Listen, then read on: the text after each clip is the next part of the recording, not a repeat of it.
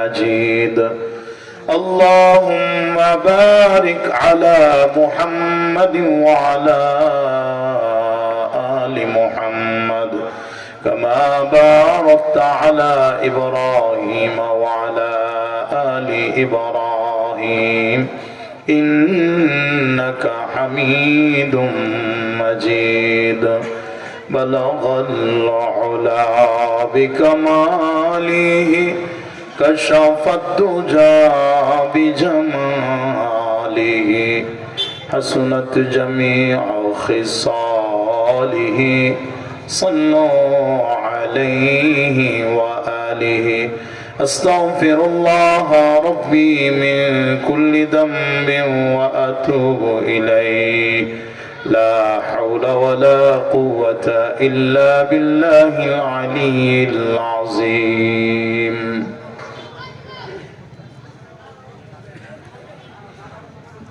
আপনাদের প্রাণপ্রিয় প্রতিষ্ঠান নয়ানগর কাসিমুল উলুম মাদ্রাসা লিল্লা বোর্ডিং ও এতিমখানার উদ্যোগে আয়োজিত 31তম বার্ষিক ওয়াজ ও দোয়ার মাহফিল। আজকের এই মোবারক মাহফিলের সম্মানিত সভাপতি মুজাহিদে মিল্লাত মাহবুবুল উলামা, এদেশের লক্ষ লক্ষ তৌহিদি জনতার রাহবার, খতমে নবুয়ত সংরক্ষণ কমিটি বাংলাদেশের সংগ্রামী আমির, আমার অত্যন্ত শ্রদ্ধাভাজন বিশিষ্ট বুজুর্গ আল্লামা আব্দুল হামিদ পীর সাহেব মধুপুর দামাত বরকাতুল্লাহ আলিয়া, ইতিমধ্যে অনেক উলামা ইকরাম হাজির হয়েছেন, মাদ্রাসায় বিশ্রাম করতেছেন। ফরিদপুর থেকে আগত মাদ্রাসায়ে নূরে মদিনার সম্মানিত প্রতিষ্ঠাতা পরিচালক হযরতুল আল্লাহ হযরত মাওলানা মুফতি মিজানুর রহমান ফরিদি দামাত বরকাতুল্লাহ আলিয়া, আপনাদের এই মাদ্রাসার সম্মানিত সুনামধন্য মুহতামিম আমার অত্যন্ত শ্রদ্ধাভাজন আলহাজ মুফতি আবু শাহাদত খান দামাত বরকাতুল্লাহ আলিয়া, দিগার হযরত উলামা ইকরাম, আমার পিতৃসমতুল্য মুরব্বী সাহেবান, প্রাণের যুবক ভাইরা, সর্বস্তরের মুসলমান ভাই ও বন্ধুগণ, পর্দার আড়ালে বসে গভীর মনোযোগ দিয়ে শুনতেছেন আমার সম্মানিত মুসলিম মা ও বোনেরা। মহান আল্লাহ তাআলার অজস্র মেহেরবানি, যিনি আমাদেরকে দয়া করেছেন, মায়া করেছেন, আমাদেরকে মহব্বত করেছেন, ভালোবেসেছেন, আমাদেরকে পছন্দ করেছেন, বাছাই করে রহমতের টাওয়ারের ভিতরে নিয়ে এসেছেন, আমাদেরকে তিনি মনোনীত করেছেন, আমাদেরকে আল্লাহ তৌফিক দিয়েছেন, সুযোগ দান করেছেন। আমরা আল্লাহ এবং আল্লাহ রসুলের মহব্বত নিয়ে, কোরআন এবং হাদিসের ভালোবাসা নিয়ে আজকের এই সুন্দর সুসজ্জিত মাহফিলে, সওয়াবের মজলিসে, জান্নাতের বাগানে আসার বসার, দিনই জরুরি আমলি কিছু কথা বলা এবং শোনার সুযোগ আল্লাহ পাক করে দিলেন। এই জন্য দিল থেকে সবাই আওয়াজ দিয়ে সমস্বরে উচ্চ কণ্ঠে বলিষ্ঠ কণ্ঠে একসাথে সকলে বলি আলহামদুলিল্লাহ। শুকরিয়া এই জন্য আদায় করলাম, যদি আমাদের আজকের এই আশা বসা, আজকের আলোচনা, আজকের বয়ান, আজকের মোনাজাত, আজকের পুরো আয়োজন আল্লাহ পাকের দরবারে কবুল আর মঞ্জুর হয়ে যায়, তাহলে ইনশাআল্লাহ এই মাহফিলটাও আমার আপনার সকলের নাজাতের জন্য আল্লাহ পাকের দরবারে একটি উসিলা হয়ে যেতে পারে। মুহতারাম হাজিরিন, আমাদের মুক্তির জন্য, নাজাতের জন্য একটু ফিকির করা দরকার, কোনো না কোনো একটা উসিলা দরকার। আমরা আমাদের জীবনের আমলের হিসাব দিয়ে কেউ পার পেতে পারবো না, আমল তো করতেই হবে, এটা আল্লাহ পাকের নির্দেশ। ওয়াবুদ রাব্বাকা হাত্তা ইয়াতিয়াকাল ইয়াকিন। আল্লাহ বলেছেন তোমরা তোমাদের রব মহান আল্লাহর ইবাদত করতে থাকো, বন্দেগী করতে থাকো, আমল করতে থাকো, কতদিন? মৃত্যু আসার আগ পর্যন্ত, শেষ নিঃশ্বাস ত্যাগ করা পর্যন্ত ইবাদত করতে হবে আল্লাহ, এটা আল্লাহ পাকের নির্দেশ। কিন্তু সেই ইবাদতের উপরে নির্ভর করা যাবে না, ভরসা করা যাবে না। কিছু মানুষ এমন আছে বাড়তি কিছু আমল ইবাদত বন্দেগী করতে পারলে কেমন যেন নিজের অনেক বুজুর্গ মনে করে, জুনায়েদ বাগদাদির মতো নিজের ভাবতে থাকে। এটা ঠিক না। আবার এমনও বলা বলি করে, আমি এত আমল করি, আমারে আল্লাহ মাফ না করলে কারে করবো? এই ফল না বেটা তো নামাজই করে না, নাউযুবিল্লাহ বলেন না। ইবাদতের উপরে গর্ব করা যাবে না, বড়াই করা যাবে না, অহংকার করা যাবে না, ভরসা করা যাবে না। ভরসা করতে হবে আল্লাহর রহমতের উপরে। ইবাদত করে যদি নিজের ইবাদতের উপরে অহংকার করে, এটাও চরম বোকামি। আবার কেউ যদি ইবাদত না করে মনে মনে কয় আল্লাহ তো রহমান রহিম দয়ার সাগর, আল্লাহ মাফ করে দিব, আমল করে না এই আশায়, এটাও চরম বোকামি। ইবাদত না করাটাও বোকামি। ইবাদত করে ইবাদতের উপরে মুগ্ধ হওয়া, আনন্দিত হওয়া, গর্বিত হওয়া, অহংকার করা, নির্ভর করা, এটাও চরম বোকামি। ইবাদত না করলেও চলবে না, আবার ইবাদত করে ইবাদতের উপরে ভরসা করলেও চলবে না। ভরসা করতে হবে আল্লাহর রহমতের উপরে। এই জন্যই দেখা যাবে সেদিন মুসিবতের দিন অনেকের জন্য ছোট্ট ছোট্ট নেক আমল নাজাতের উসিলা হবে। সুবহানাল্লাহ বলে। হাদিস শরীফে আছে, আল্লাহ নবী ইরশাদ করেন, আল্লাহ পাক তার কোন এক বান্দাকে শুধু এই কারণে মাফ করে দিবেন, এই লোকটা একজন মানুষকে ঠান্ডা এক গ্লাস পানি পান করিয়েছিল। এক গ্লাস ঠান্ডা পানি পান করানোর কারণে রব্বুল আলামিন তাকে মাফ করে দিয়েছেন। চিল্লায়ে জোরে বলেন সুবহানাল্লাহ। এক গ্লাস পানি পান করানো খুব কঠিন কোনো কাজ না। আল্লাহর এক বান্দা আরেকজনকে এক গ্লাস ঠান্ডা পানি বা শরবত পান করিয়েছে, এর উসিলায় রব্বে কারীম তাকে মাফ করে দিয়েছে। ওই হাদিসে আছে, আল্লাহ নবী ইরশাদ করেন, কাউকে তো আল্লাহ তাআলা শুধু এই কারণে ক্ষমা করে দিবেন, এই লোকটা একজন নামাজি মানুষের ওযু করার জন্য এক লোটা বা এক বদনা পানি আগায় দিয়েছিল। নামাজের ওযু করার জন্য এক লোটা পানি এনে দিয়েছিল। এটা ভারী কোনো কাজ না। এক লোটা বা এক বদনা পানি, ওযুর পানি দেওয়ার কারণে রব্বুল আলামিন তার জন্য ক্ষমার ঘোষণা করে দিয়েছেন। জোরে জোরে কোন সুবহানাল্লাহ। ছোট্ট ছোট্ট আমল নাজাতের উসিলা হয়ে গেছে। এই জন্য আমি বলি, কোন নেক আমলকে আমরা ছোট মনে করে নেক আমলটা ছেড়ে দিব না, কারণ আমলটা তো আল্লাহর জন্যই করা হচ্ছে। ইখলাসের সাথে অল্প আমল যদি করে, নবীজি বলেন সেই অল্প আমলও বান্দার নাজাতের উসিলা হয়ে যেতে পারে। আপনাদের এই মাদ্রাসায় 0 ক্লাসের ছাত্রদেরকে হাদিসটা পড়ানো হয়, আখলিস দীনাকা ইয়াকফিকাল আমালুল কালিল।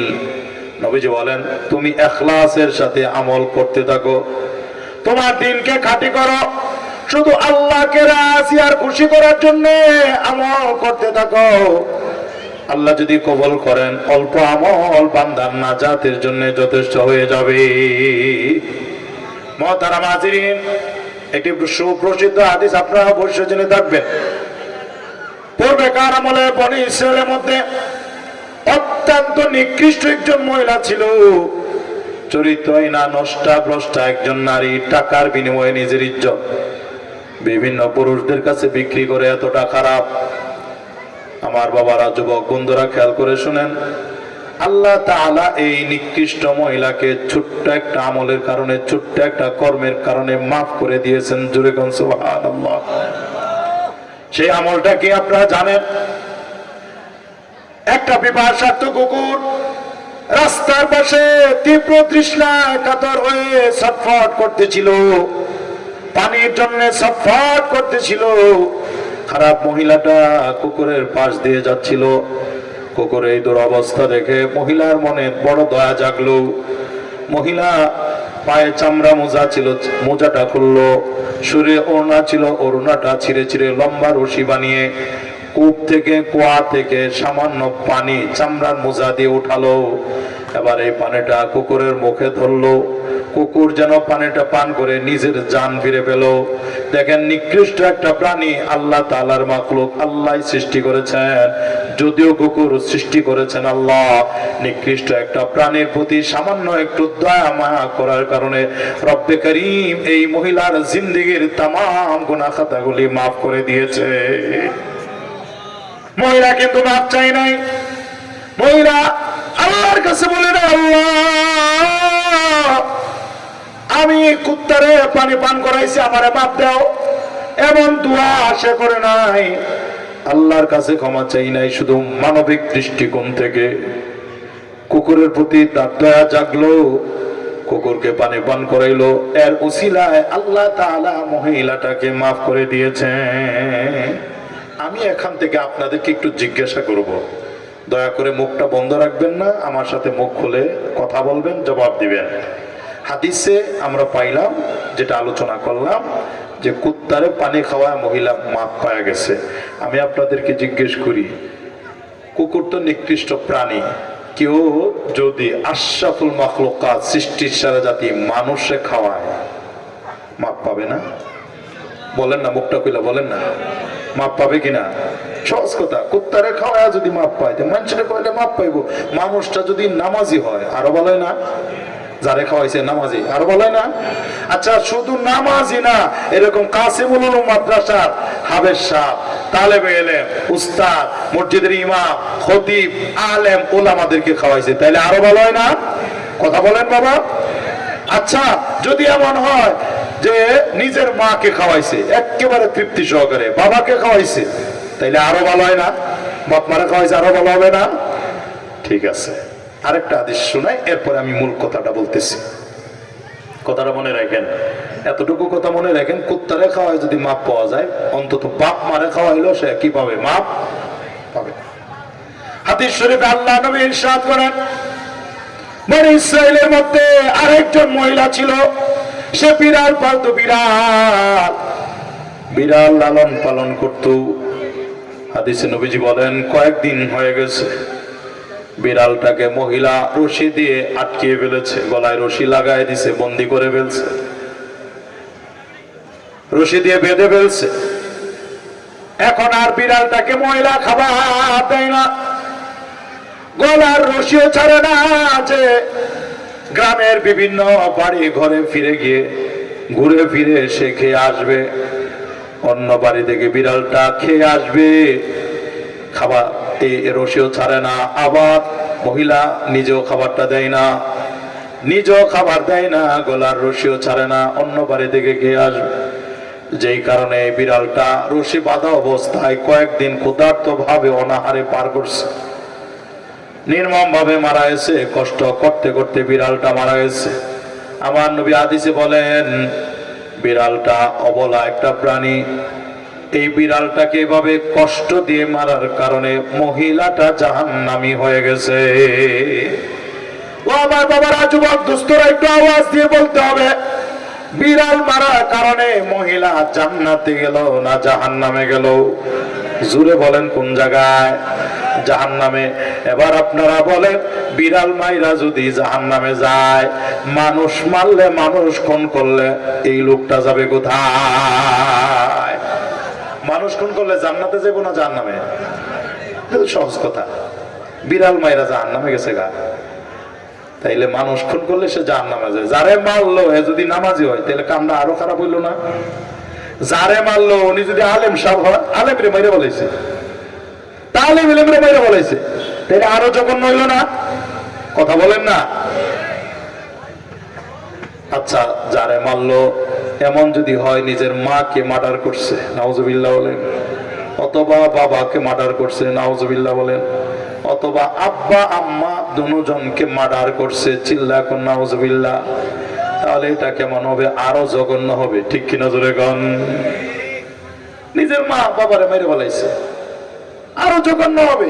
আবারও হাদিসটা যুক্ত করে আমি আপনাদেরকে জিজ্ঞাসা করি, বিড়াল মায়েরা যদি কেউ জাহান্নামে যায়, যেমন এই নারী জাহান্নামে গেছে, বাপ মা মারলে এই সন্তান যাবে কোথায়? সবাই বলেন, জোরে বলেন, কোথায় যাবে? কোরআনে আল্লাহ স্পষ্ট বলছে, وَمَن يَقْتُلْ مُؤْمِنًا مُتَعَمِّدًا فَجَزَاؤُهُ جَهَنَّمُ জাহান্নাম। আল্লাহ বলেন, ইচ্ছাকৃতভাবে কোন মুমিন মুসলমানকে কেউ যদি হত্যা করে, মার্ডার করে, তার বদলা, তার প্রতিদান, তার ঠিকানা হলো জাহান্নাম। তাইলে আয়াত থেকেও বোঝা যায়, মানুষ খুন করলে, ইমানদারদেরকে মারলে তার ঠিকানা কোথায় হবে? জোরে কর, জাহান্নামে। বাপ মাকে মার্ডার করতেছে বাংলাদেশে, কোথাও বাবাকে, কোথাও মাকে, কোথাও উভয়জনকে।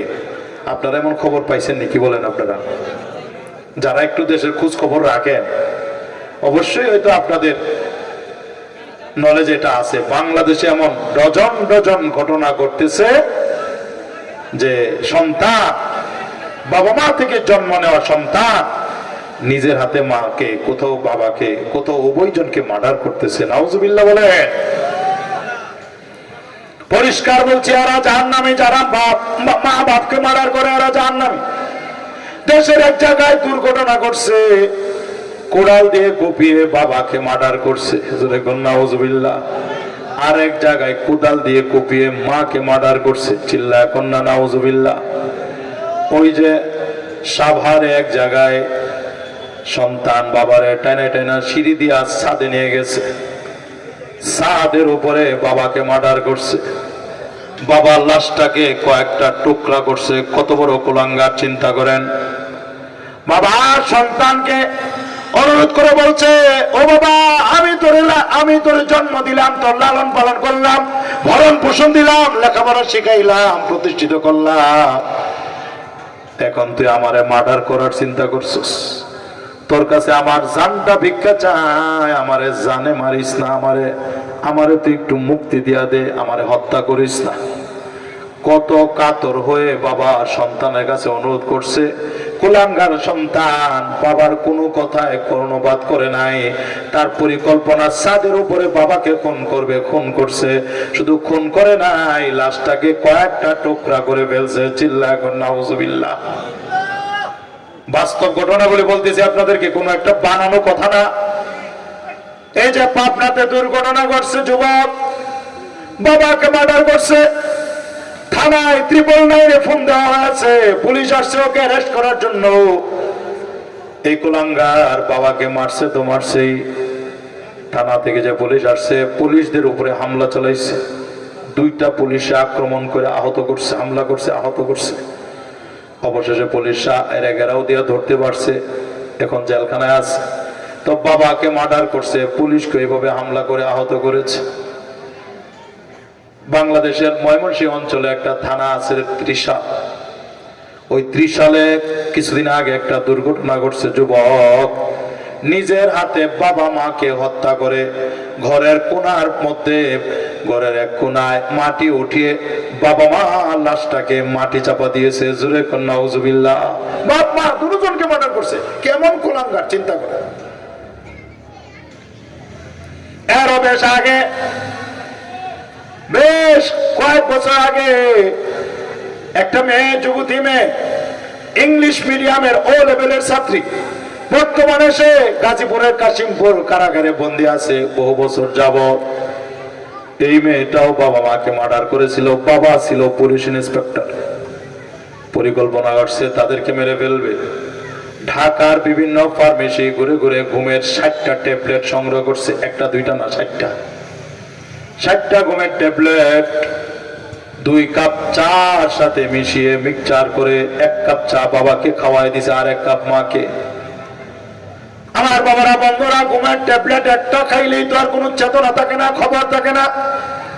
60টা ঘুমের ট্যাবলেটের মিক্সচার 2 কাপ চার সাথে মিশিয়ে যখন বাবা মাকে পান করায় দিছে, বাবা মা ঘুমের ঘোরে সম্পূর্ণ অবচেতন, বেহুশ হয়ে গেছে, অজ্ঞান হয়ে গেছে। আবার মেয়েটা সজ্ঞানে সুস্থ মস্তিষ্কে বুঝে শুনে ধারালো ছুরি নিয়ে আগে বাবার উপরে ঝাঁপিয়ে পড়ছে, বাবার গলা কাটছে, বাবাকে হত্যা করেছে। এরপরে মার উপরে ঝাঁপিয়ে পড়ছে, মার গলা কাটছে। বাবা মাকে গলা কেটে হত্যা করে সে ক্ষান্ত হয় না, বরং বাবা মা লাশগুলোকে টেনে টেনে বাথরুমের ভিতরে নিয়ে ফেলাইছে। জোরে বলেন নাউজুবিল্লাহ। কত বড় কুলাঙ্গার চিন্তা করছে। আমি আপনাদেরকে আবারও জিজ্ঞাসা করি, বিড়াল মাইরা যদি জাহান্নামে যায়, যারা এভাবে বাবা মাকে খুন করতেছে তারা যাবে কোথায়? মোহতারাম হাজিরিন, এটা কিয়ামতের আলামত। এই যে হত্যাকাণ্ড বেড়ে যাচ্ছে, খুনাখুনি বেড়ে যাচ্ছে, কারণে অকারণে হত্যা করা হচ্ছে, এটা কিয়ামতের আলামত। নবীজি বলেন কিয়ামতের আগে হত্যাকাণ্ড এত বেড়ে যাবে, হত্যাকারী নিজেও বুঝবে না কোন কারণে হত্যা করতেছে, যাকে হত্যা করা হয়েছে নিহত ব্যক্তি সেও বুঝবে না কোন কারণে তাকে মার্ডার করা হয়েছে। এই অবস্থাটা এখন চলতেছে, ঠিক কিনা বলেন? নবীজি বলেন এটা কিয়ামতের আলামত। মুহতারাম হাজিরিন, কিয়ামতের বহু আলামত আছে। কিছু আলামত তো অনেক আগেই ঘটে গেছে, কিছু আলামত চলমান চলতেছে, কিছু নির্দিষ্ট আলামত, প্রায় বড় বড় 10টা আলামতের কথা নবীজি হাদিসে বলছে। এগুলো কিয়ামতের বড় বড় আলামত এখনো সংগঠিত হয় নাই, তবে যখন সংগঠিত শুরু হবে একটার পর একটা সংগঠিত হতে থাকবে। মুহতারাম হাজিরিন, এক হাদিসে আল্লাহ নবী কিয়ামতের আলামতের কথা বলতে গিয়ে বলেন, ইন্না মিন আশরাতিস সাআহ আইয়ুরফাল ইলম ওয়া ইয়াকসুরাল জাহাল। কিয়ামতের আলামত হলো কিয়ামতের আগে আগে ইলমকে উঠায় নেওয়া হবে, ইলম থাকবে না, আল্লাহর জমিনে ইলম থাকবে না, ইলমকে উঠায় নেওয়া হবে। ইলম উঠে না যাওয়ার কারণে মূর্খতা বেড়ে যাবে, জাহালত বেড়ে যাবে। কোরআন হাদিসের ইলম থাকবে না, চর্চা থাকবে না, মূর্খতা বেড়ে যাবে। আপনারা কেউ প্রশ্ন করতে পারেন, হুজুর এটা কি বলেন, ইলম আবার কেমনে উঠে যাবে? আরে ইলমের চর্চা তো দিন দিন বাড়তেছে, প্রতিনিয়তই দেখা যায় আলহামদুলিল্লাহ মাদ্রাসা বাড়তেছে, ঠিক কিনা জোরে বলেন? আমি তো এই মাদ্রাসা নগর কাসিম মাদ্রাসা অনেকবার আসছি, এই বছর আইসা মনটা জোড়ায় গেছে, কত সুন্দর মসজিদ, কত সুন্দর মাদ্রাসা, মারহাবা বলেন। এইরকম জায়গায় জায়গায় দিন দিন মাদ্রাসা প্রতিষ্ঠিত হচ্ছে, ঠিক কিনা বলেন? হাফেজদের সংখ্যা দিন দিন বাড়তেছে, আলেমদের সংখ্যা দিন দিন বাড়তেছে, এভাবে মসজিদের সংখ্যা দিন দিন বাড়তেছে। আপনি বলতেছেন কোরআন হাদিস থাকবে না, উঠায় নেওয়া হবে, এটা কি করে হবে? মুহতারাম হাজিরিন, ঠিক এই প্রশ্নটাই মদিনার এক সাহাবী, নাম হলো হযরত জিয়াদ, নবীজিকে করেছিলেন। নবীজি যখন বললেন, জিয়াদ অপেক্ষা করো, কিয়ামতের আগে আগে এই ফিতনাগুলি দেখা দিবে, আলামতগুলো প্রকাশিত হবে, তখন আর কোরআন হাদিসের ইলম থাকবে না, ইলম উঠায় নেওয়া হবে। ওই আলামতগুলি থাকলে বুঝবা ইলম উঠে যাওয়ার সময় হয়ে গেছে। সাহাবী জিয়াদ বলে, ইয়া রাসূলুল্লাহ, ইলম উঠে যাবে এটা কেমন কথা? কারণ আমরা নিজেরা কোরআন হাদিসের ইলম শিখছি, আমরা যা জানছি, আমরা যা শিখছি, আমাদের ছেলে মেয়েদেরকে কোরআন হাদিসের ইলমটা শিক্ষা দিয়েছি, ওরা ওদের সন্তানদেরকে শিক্ষা দিবে, ওরা ওদের সন্তানদেরকে শিক্ষা দিবে, ওরা ওদের সন্তানদেরকে শিক্ষা দিবে। এই সিলসিলা ধারাবাহিকতা চলতে থাকবে কিয়ামত পর্যন্ত, একদল আরেক দলকে শিখাইতে থাকবে, তো চর্চা তো চলতেই থাকবে। কিয়ামতের আগে ইলম আবার কেমনে উঠে যাবে? নবীজি তখন বললেন, জিয়াদ তোমার মা তোমাকে হারিয়ে ফেল, আমি তো তোমাকে মদিনার একজন শ্রেষ্ঠ জ্ঞানী মানুষ মনে করতাম। ও জিয়াদ তোমাকে বলি, তুমি আগে বলো, এই যে ইহুদি খ্রিস্টানরা আছে, ইহুদি খ্রিস্টানদের কাছে আসমানি কিতাব তৌরাত আছে, ইনজিল আছে। আসমানি কিতাব তৌরাত ইনজিল আছে থাকলে কি হবে? এই আসমানি কিতাবের আমল তাদের কাছে নাই, তৌরাত আছে আমল নাই, ইনজিল আছে আমল নাই, ঠিক কিনা জোরে বলে? নবীজি বোঝাতে চাচ্ছেন যে কোরআন হাদিস তো দুনিয়ার জমিনে থাকবে, কিন্তু এইগুলোর আমল মানুষের মধ্যে থাকবে না।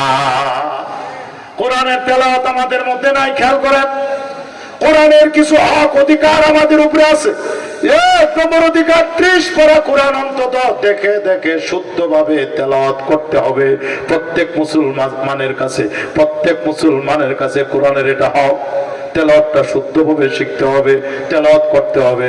আমরা কতজন মুসলমান নিয়মিত তেলাওয়াত করি বলেন? তেলাওয়াত তো এখন হয় না বললেই চলে, ঠিক কিনা বলেন? আগে গ্রামের মানুষগুলো ফজরের নামাজটা পড়া খেতে কাম কাজে যাওয়ার আগে বাড়ি ঘরে বসে রিহালে বা বালিশের উপরে কোরআন শরীফ রেখে অন্তত সূরা ইয়াসিনটা তেলাওয়াত করে এরপরে কাম কাজে গিয়া লাগতো। এই দৃশ্য এখন আর বাবা চোখে পড়ে না, ঠিক না বেটি? তেলাওয়াত নাই। দেখেন আমাদের মাযহাবের ইমাম ইমামে আজম আবু হানিফা রাহমাতুল্লাহ আলাইহি, তিনি প্রত্যেকটা রমজান মাসে 61 বার কোরআন খতম করতেন। একটু আওয়াজ দিয়ে বলেন না সুবহানাল্লাহ। প্রতি রমজানে কত খতম বলেন না? 61 বার। 30 দিনে 30 খতম, 30 রাতে 30 খতম, তারাবির মধ্যে 1 খতম। 30 খতম দিনে, 30 খতম রাতে, তারাবির মধ্যে 1 খতম, এভাবে টোটাল 61 খতম। এক রমজানে 61 খতম। আর রাগ করবেন না, এখানে অনেকের বয়স 61 প্লাস আছে না? 61 উপরে বয়স হয়ে গেছে, উনি 61 বছরও একখান খতম দিয়ে দেখতে পারলো না। এটা বড় আফসোসের। যে ইমামের অনুসরণ করি, তিনি প্রতি রমজানে 61 বার কোরআন খতম করেছেন, আর বয়স হয়ে গেছে মুসলমানের 61 বছর, এই লম্বা 61 বছরও একখান খতম দিয়ে দেখলো না। রাগ করতেছেন আপনারা? রাগ করেন না।